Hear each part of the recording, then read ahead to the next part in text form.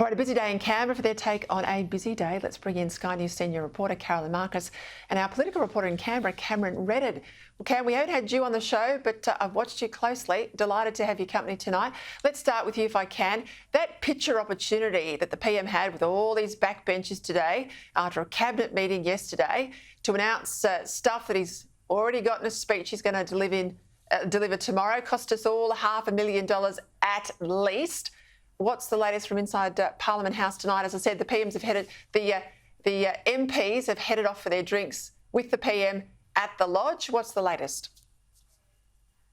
Yeah, I wonder how many of those MPs, Peter, are having a slightly stiffer drink tonight after the way the caucus went, particularly those on thinner margins. I think the last count I did, there were 13 Labor MPs on a margin of 5% or less, and they're the ones that are really banking on the Prime Minister being able to sell this message. The message is coming out of caucus at the moment, of course, from some of the MPs that have been allowed to comment on the record, saying that it is unanimous support within that room. But, Peter, the challenge here really for the Prime Minister is if you're going to break the promise, you're going to have to make the sell job stick. He's now sold it to his colleagues. Tomorrow is the big sell to the nation.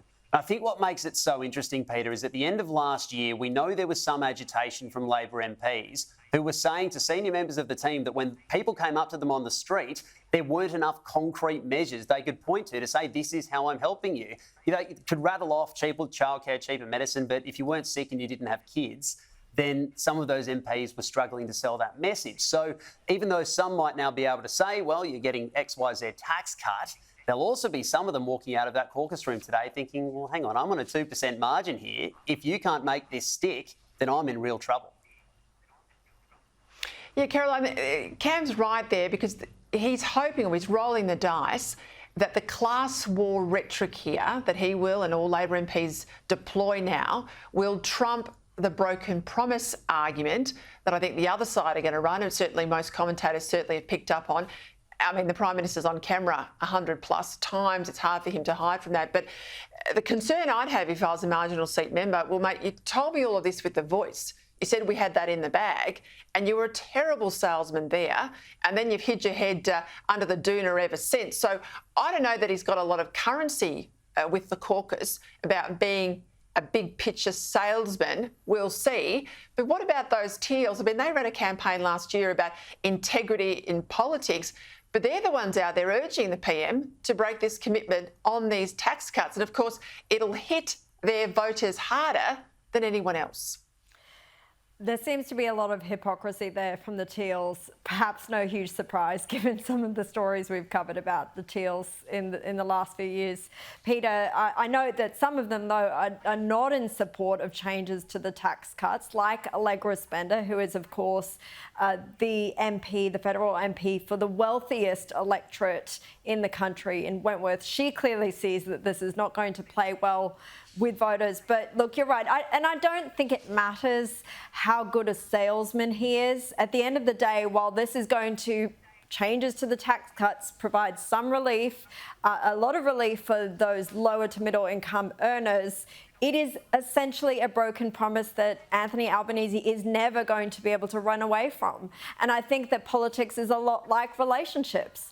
If someone betrays you once, are you ever going to trust anything else that person is going to be able to say? Because fool me once, shame on you. Fool me twice, shame on me. So when it comes to the next vote, any voter who goes to the polls and believes what Anthony Albanese and his government tells them are going to have to think twice about whether they can really trust it. He still hasn't delivered on his $275 power bill cost cut, and he's already backflipped on these promises. All right, let's go to Woolworths because this is interesting. You know, trying to brazen out their announcement last week or the week before it might have been that they weren't going to have any Australia Day merchandise in their stores. Well, they're in trouble. Consumers don't like it. They've been in the negative media space ever since that announcement.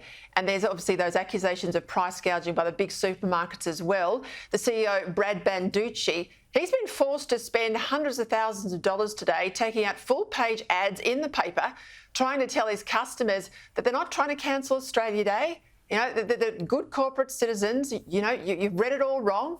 He also did rounds on breakfast radio and TV. Have a look.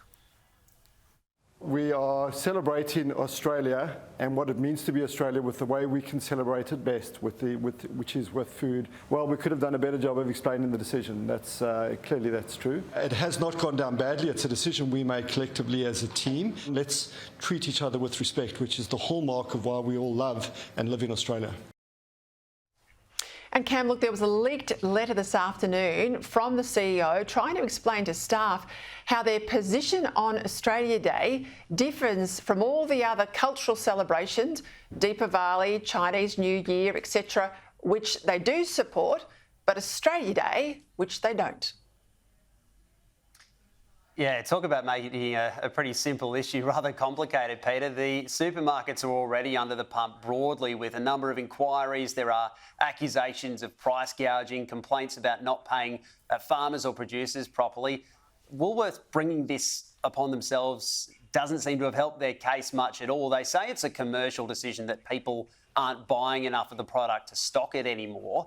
We'll see when Coles and IGA and others that do stock this report. I'm sure they'll make a point of how much they sell or otherwise. But at a time when the supermarkets are really under the microscope and people are asking them to meet them halfway and to step up and meet those community expectations around price and other things, it seems quite curious to bring this conversation on and to lean into it.